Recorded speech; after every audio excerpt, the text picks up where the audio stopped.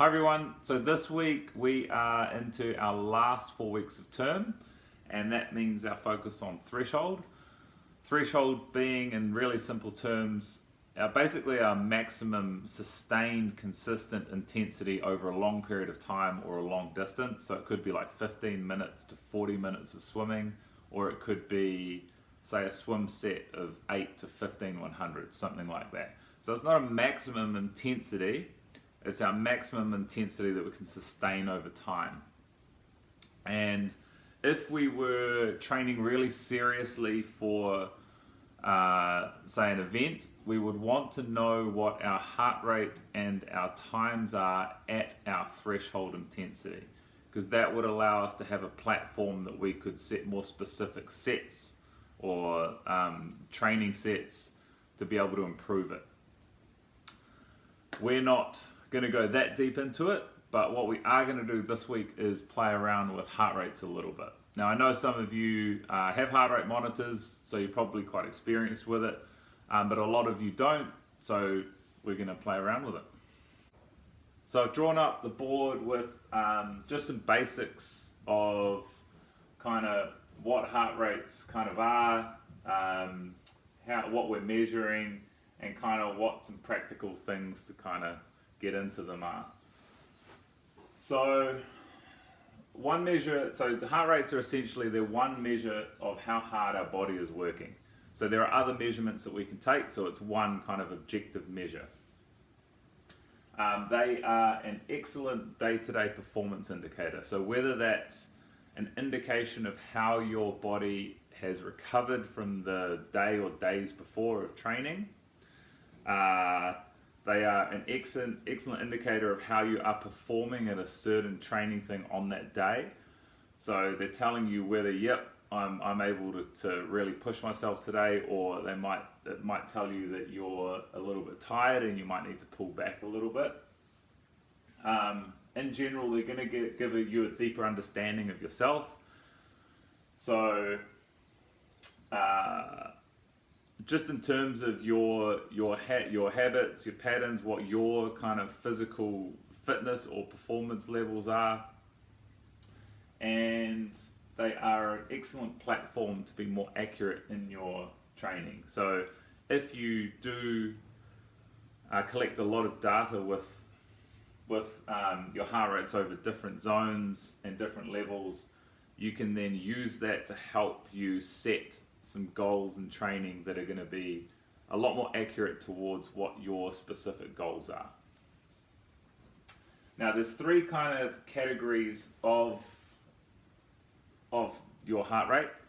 You've got your resting heart rate, which is essentially, you can measure it the first thing in the morning when you wake up before you get up out of bed. You could also measure it after you've got out of bed, just after a period of time of sitting down, so as long as you're in a rested state when you take it. The key thing with that is you always want to take it at the same state. So if I take it when I've woken up, give myself kind of a minute to get my head going, and then I take it, that's great, but you want to take it like that all the time. If you get up, have a drink of water, go sit down to do something, that's okay too, but that wants to be consistent as well. So you want to be measuring like with like, and it's probably the most important general health indicator.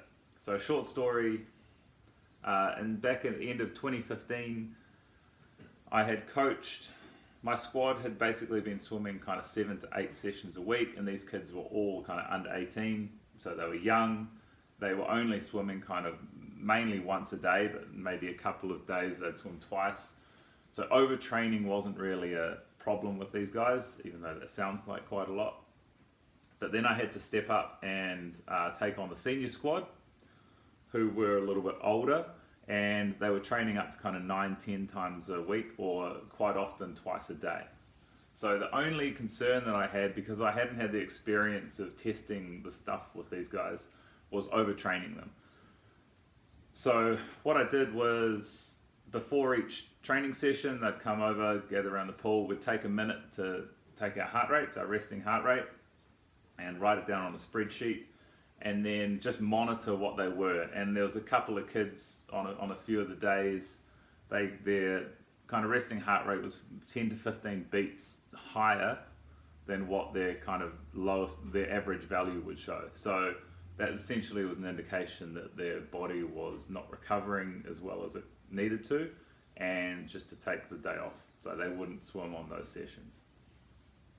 So it's probably the most useful indicator out of all of the zones that you can take.